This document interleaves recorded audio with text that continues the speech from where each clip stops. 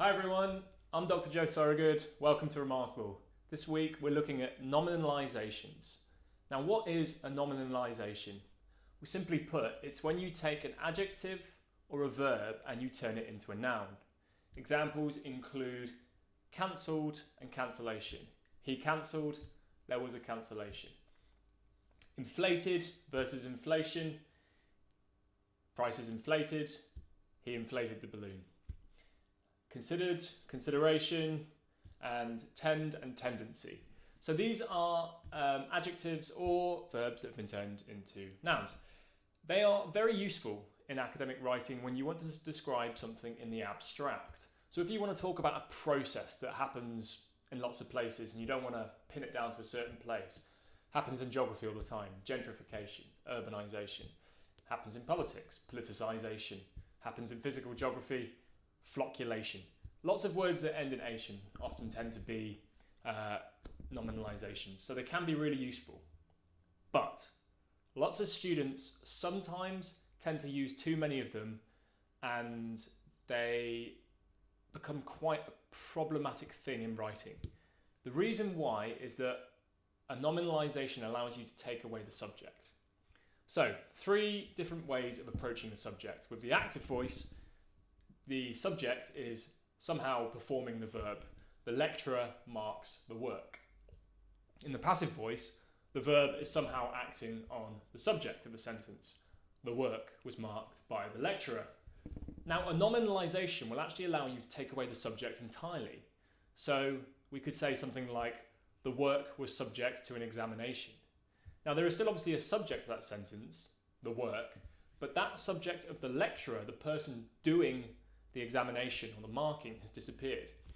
Nominalisations are really useful for removing the subject. So let's say you are trying to park your car, you're trying to reverse park it, and you accidentally bump the car behind you. And the driver comes along and says, "You hit my car." Now, you might not want to admit that you've hit the car. You probably should, but you might not want to do that. And you would say, "There was a collision." Now, you've used a nominalisation there. You've used the verb collide and turned it into a noun. And you've taken the actor out of the sentence. You haven't said, "I collided with your car." You've said, "There was a collision," removing the subject. And sorry to say, Mum, but there was a couple of times that there was a collision with your car.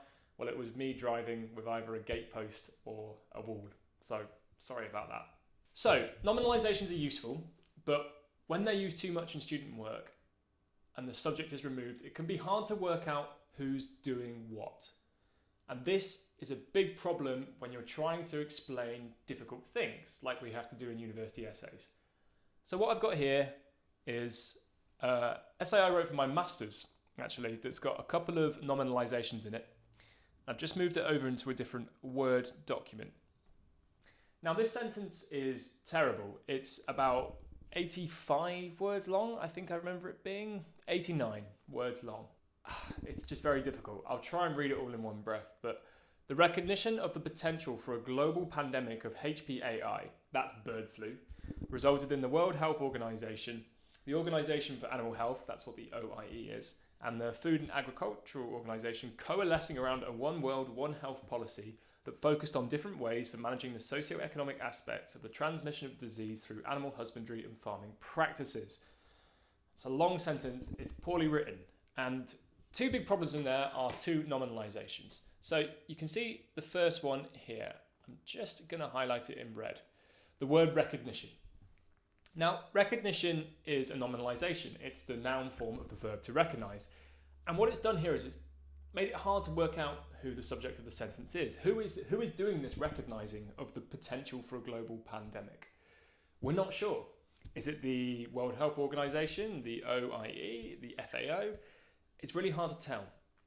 The second one here is transmission. So that is obviously the noun form of the verb transmit. Again, we don't know who is doing the transmitting of the disease, and it's not quite clear what's happening in the second part of that sentence either. So below, I've rewritten it, and you can see that I've actually taken both of those nominalisations and I've turned them back into verbs. So recognition has become recognised, and transmission has become transmit. So when I go through these changes I've made, and you'll see I've also cut some words, you know I'm a big fan of cutting words if you've watched my video on cutting words, we'll see that the sentence gets so much better, and I've actually split it into two sentences as well. So it now reads, the WHO, OIE and FAO recognized that HPIA could turn into a global pandemic. They created a one world, one health policy that focused on the socio-economic factors and farming practices that could transmit the disease. By no means a perfect sentence, but so much clearer when we're thinking about who is doing what in that sentence, who the subject of that sentence or those sentences are. Helen Sword's got a great video on what she calls zombie nouns, and these are these nominalisations that suck the life out of your sentence. A little test you can do. If you have a sentence that is correct if you still add by zombies to the end, the chances are you've got what she calls a zombie noun, or one of these nominalisations. So if we take the sentence that I used earlier about marking work, the work was subject to an examination, we could still correctly add by zombies to the end of that sentence and it would be grammatically correct. We couldn't do that with the lecturer marked the work. By zombies at the end of that sentence wouldn't make any sense.